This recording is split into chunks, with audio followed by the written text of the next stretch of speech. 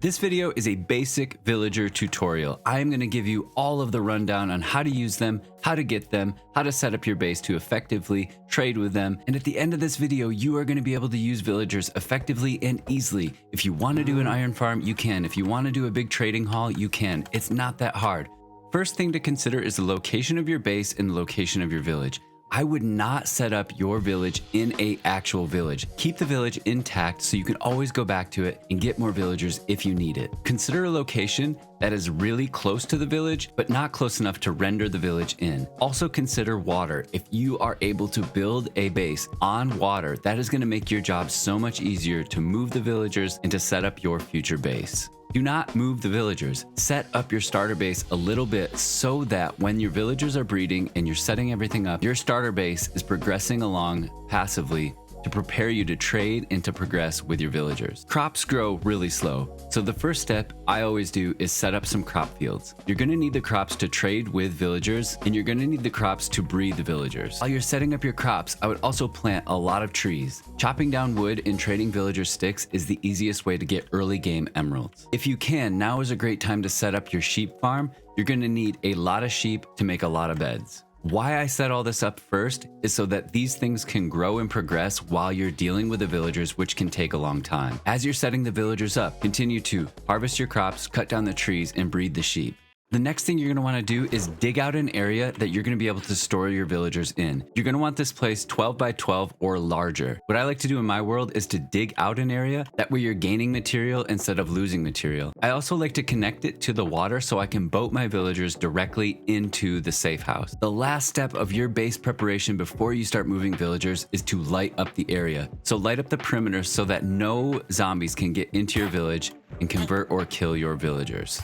Okay, now you're ready to move some villagers over. So listen up, I'm gonna give you some awesome tips that'll help you do this with less frustration and more efficiency. You're gonna wanna trap the villagers in either boats or minecarts. If you've done your starter base the way I did with water, you're gonna wanna use boats. It's the cheapest and fastest way.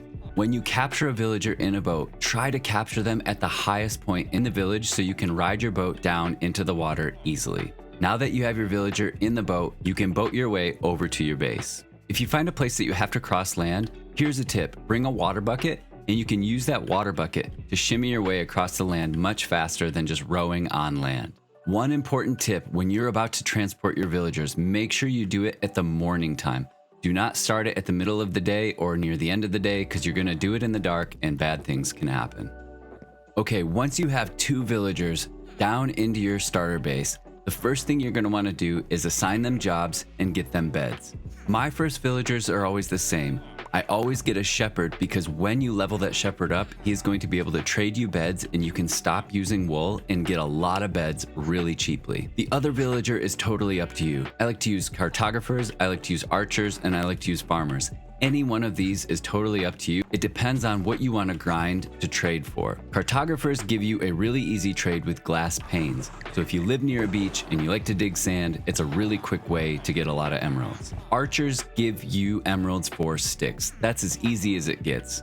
And finally, farmers are my third choice, but if you like doing large farms and crops, they are a great way to get emeralds early game by just harvesting crops. Why I don't use farmers is because I like to use those crops to breed the villagers instead of trade. So typically I use cartographers or I use archers depending on where my starter base location is. Now that you have 2 villagers and you have their jobs and you are ready to trade with them, you're gonna need to add beds and add workbenches.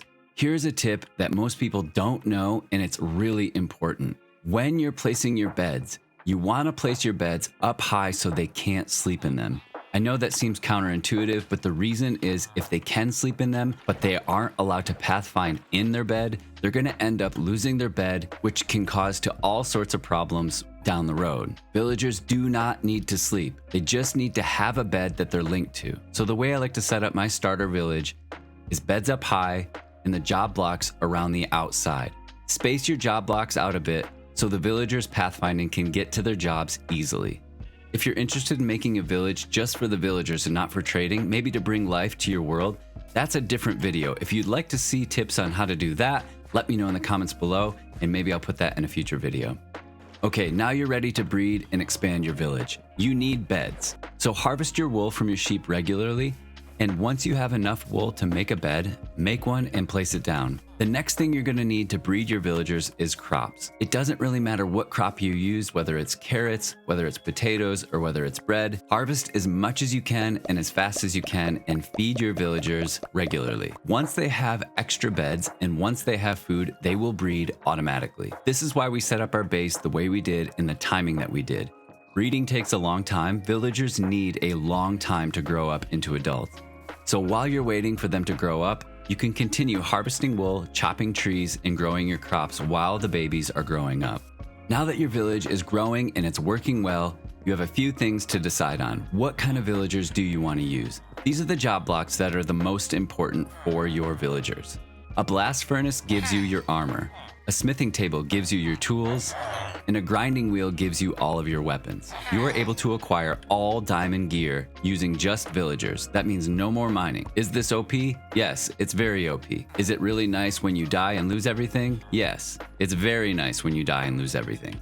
Also, when you cure a zombie villager in proximity of your village, all of your villagers' trades will be reduced temporarily. So if you're playing on normal or easy, this is your route to acquire cheaper trade. There is one more way to get a discount with your villagers, and that is if a zombie villager spawns within the proximity of your village. This way is extremely rare. Some people do it with a spawner. They set up their village around a spawner. I would not do that. I think it takes up too much time and too much effort even finding a spawner in the exact location. I would focus on making your starter base in a great location that you enjoy that also allows easy transportation of villagers. Again, this video is just the basics, so I'm not going to go too much more deeply into curing and zombification. If you would like to see a video about that, let me know and I can make one for you.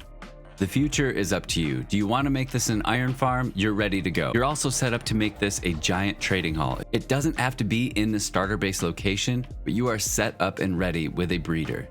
Okay, some final thoughts. A lot of you think that villagers are OP, and for you, what I would say is try to just trade with them in a regular way. No zombification, no discounts of trades. The grinding makes it feel authentic and definitely not as overpowered. Some of you who are after mega builds or are looking to enhance your survival world, villagers are the way. If you've been avoiding them, I bet you it's because they are frustrating to work with and you don't understand the tips and tricks that make it easy. If you've never worked with villagers before and this is your first time, please comment and let me know how it goes. If you found this video useful, consider subscribing.